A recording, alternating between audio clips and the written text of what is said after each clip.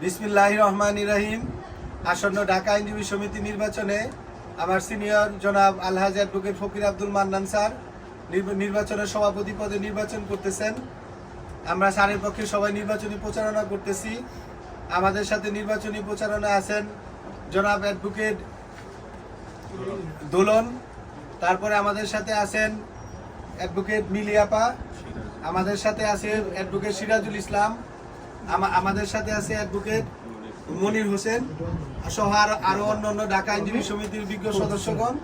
আমরা প্রত্যাশা করি যে আসন্ন নির্বাচনে স্যার ইনশাল্লাহ বিপুল ভোটে সাধারণ আইনজীবীদের এবং সর্বস্তরের আইনজীবীদের সমর্থন নিয়ে এবং ভোট নিয়ে স্যার সভাপতি নির্বাচিত হবে এবং নির্বাচন অবাধ, সুষ্ঠু এবং নিরপেক্ষ হবে এই প্রত্যাশা ব্যক্ত করে এবং স্যার নির্বাচনে জয়লাভ করবে এই আশা ব্যক্ত করে এবং বিজ্ঞ আইনজীবীদের দোয়া সমর্থন ভোট প্রত্যাশা করে আমাদের বক্তব্য শেষ করলাম। ধন্যবাদ।